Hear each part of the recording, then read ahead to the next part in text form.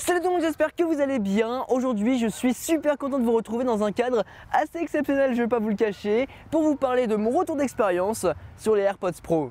Allez, c'est parti.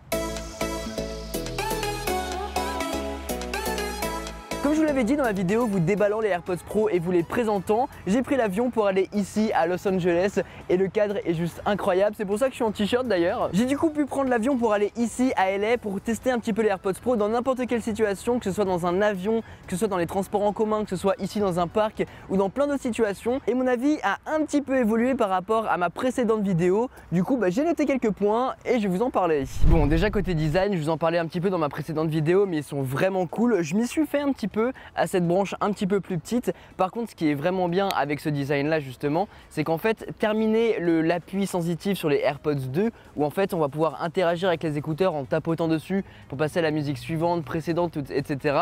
Là c'est vraiment un pincement qu'on va simuler sur la branche et c'est tellement mieux parce que du coup on n'a pas de misclick où en fait on va essayer d'appuyer et en fait il va rien se passer. Là on appuie, ça met vraiment la musique sur play ou pause, ou bien on va passer d'un mode à l'autre, du mode réduction de bruit active au mode transparence, et ça on va en parler. La réduction de bruit active c'est vraiment un mode que j'utilise tout le temps. Là par exemple il y a un putain d'hélicoptère qui passe au-dessus de moi, je mets les écouteurs et je l'entends plus du tout. Donc c'est vraiment super bien quand vous partez en voyage, quand vous prenez l'avion. J'ai pris l'avion avec, je les ai mis et c'était impressionnant jusqu'à quand je les ai mis. C'était plus efficace qu'avec mon PXC 550 de Sennheiser, encore un nom qui est hyper dur à prononcer. Quoi qu'il en soit, les écouteurs sont vraiment super efficaces, donc là-dessus il n'y a vraiment aucun souci. Mais ce qui est bien, c'est que par rapport à un casque qui est un peu encombrant, peut-être qu'il sera plus performant étant donné qu'il y a plus de micros et du coup vous allez plus pouvoir simuler la réduction de bruit active. Là il n'y en a que deux ou un seul je crois qui va vous permettre de faire ça, mais en tout cas ça marche super bien pour une taille qui est juste ça quoi. C'est impressionnant ce qu'on peut faire avec, mais c'est un petit peu dangereux dans le sens où c'est des écouteurs, donc on va pouvoir les mettre un petit peu dans n'importe quelle situation.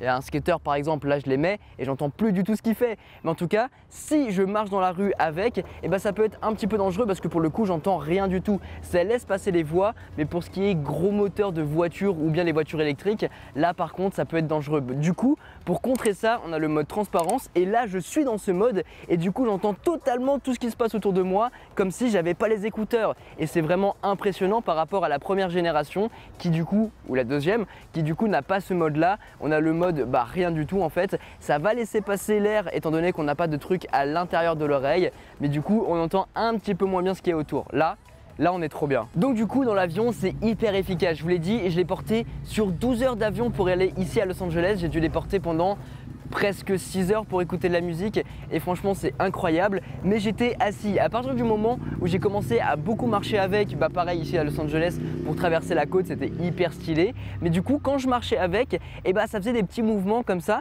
Et en fait moi, comme je vous l'ai dit dans ma première vidéo, les intra-auriculaires c'est pas quelque chose que je mets en général parce que ça tombe très très vite de mon oreille. Les seuls que je mets c'est ceux avec des tout petits embouts, et là même si c'est les embouts small, ils sont quand même un petit peu gros pour mes oreilles à moi. Donc du coup ça rend mal dans mon conduit auditif. Apple dit que sur l'application, comme je vous l'ai dit, ça analyse, c'est hyper bien positionné, ça tient bien, en tout cas quand je ne bouge pas c'est incroyable. Mais par contre à partir du moment où je vais commencer à marcher, ça va bouger dans mon oreille et ça va parfois tomber, et du coup il y a une sensation de gêne qui va être là. En fait vu que le conduit est obstrué, ça va être vraiment en mode t'as quelque chose dans l'oreille, et quand tu marches beaucoup tu ressens cette sensation. Alors qu'avec la première génération, quand on les mettait, ou quand on les met, parce que je les utilise encore, quand on les met, on n'a pas cette sensation vu qu'il est déposé sur l'oreille. Et ça c'est trop bien. Enfin dans l'oreille, parce que sur l'oreille ça serait un peu bizarre. Mais dans l'oreille, et c'est trop bien. Au niveau de l'autonomie c'est toujours aussi bien. Franchement j'ai jamais eu de problème, que ce soit avec la version 2, que ce soit avec la version 3. On est globalement à la même durée, si ce n'est peut-être avec la réduction de bruit active. Du coup on aura un petit peu moins d'autonomie, mais ça se passe à genre une demi-heure près. Donc franchement pas grand chose. Et vu que c'est des AirPods, vous avez juste à les glisser dans la boîte et bam, en quelques minutes vous avez encore plus d'autonomie, et ça c'est vraiment incroyable. Quelque chose par contre qui me dérange, c'est au niveau du micro. En fait les AirPods Pro sont beaucoup plus courts au niveau de la tige. Si je vous les compare par rapport à la version précédente, on va avoir une tige plus longue à ce niveau là et ici plus raccourcie. Sans doute que toutes les technologies ont été mises à l'intérieur des écouteurs, et là dans la tige j'en sais rien du tout. En tout cas ce qu'il en est, c'est que quand je passe des appels avec les écouteurs, ce que je fais les 3 quarts du du temps parce que se trimballer avec le téléphone sur l'oreille c'est trop chiant. Là maintenant avec les pros, je sais pas, j'ai l'impression que quand on passe en appel, on est très loin des écouteurs ou très loin du téléphone. Je sais pas si c'est parce que la tige est raccourcie ou non. Ce qu'il en est, c'est que j'ai l'impression que quand je passe des appels, c'est moins bon que la version précédente. C'est un truc que je voulais vous spécifier, je l'ai testé, je l'ai approuvé, mais pas dans cette situation.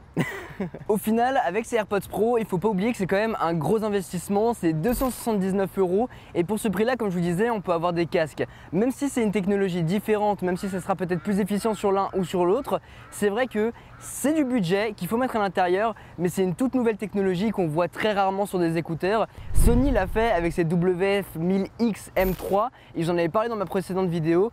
Quoi qu'il en soit, c'est une technologie de malade avec une connectivité de ouf.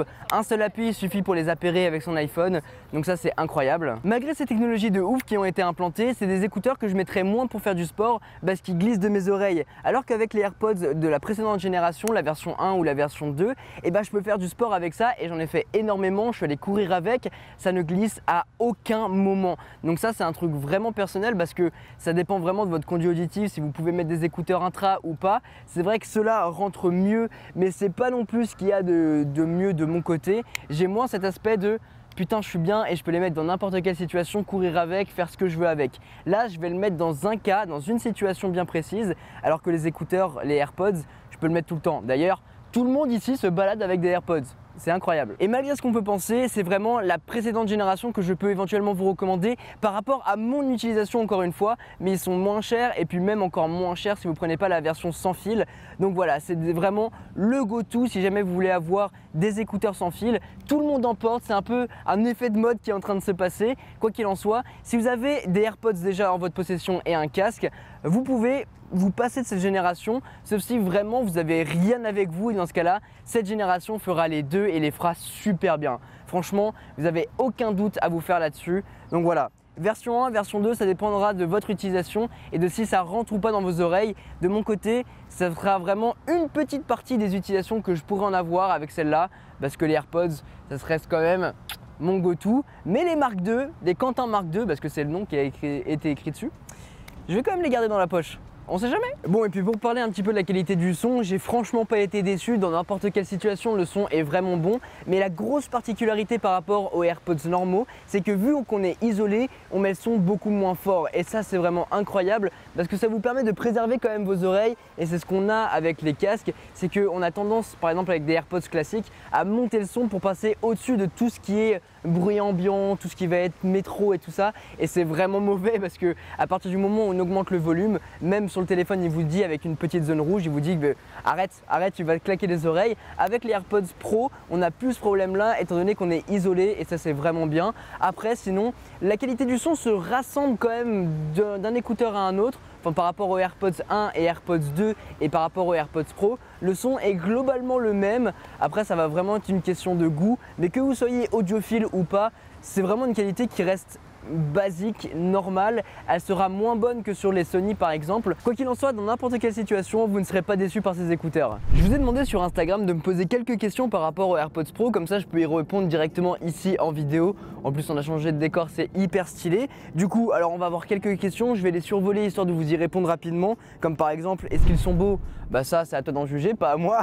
Est-ce que ça fonctionne avec Android? Eh bien oui, ça fonctionne. Donc si jamais vous avez un téléphone qui tourne sous cet OS là, vous pourrez les avoir. Après vous avez des fonctionnalités que vous aurez en moins, mais vous aurez toujours la réduction de bruit. Est-ce que ça vaut le coup de changer? Eh bien là encore, ça dépendra de ce que vous avez en votre possession. Si vous avez déjà des écouteurs, des AirPods ou bien des Beats 6, des choses comme ça, et vous avez un casque à côté, franchement ça vaut pas le coup. Après, si vous avez rien en votre possession, avec les AirPods Pro, vous pouvez couvrir tous les panels, avoir des écouteurs intra, avoir un casque à réduction de bruit en même temps. Donc ça c'est vachement cool. Alors les qualités et les défauts, de mon point de vue, je dirais que la meilleure qualité c'est vraiment sa réduction de bruit qui est incroyable et vraiment presque aussi efficace qu'un casque. Comme je vous l'ai dit, dans l'avion c'était incroyable, vraiment j'entendais rien de ce qui se passait autour de vous.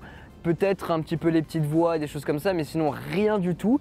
Le défaut, je pense que de mon côté, c'est qu'ils ne rentrent pas hyper bien dans les oreilles. Et du coup, vu que c'est des intras, on a vraiment l'impression d'avoir un bouchon dans les oreilles. C'est carrément le principe, mais j'ai un petit peu du mal avec ça en fait. Est-ce que le son est mieux que les AirPods ?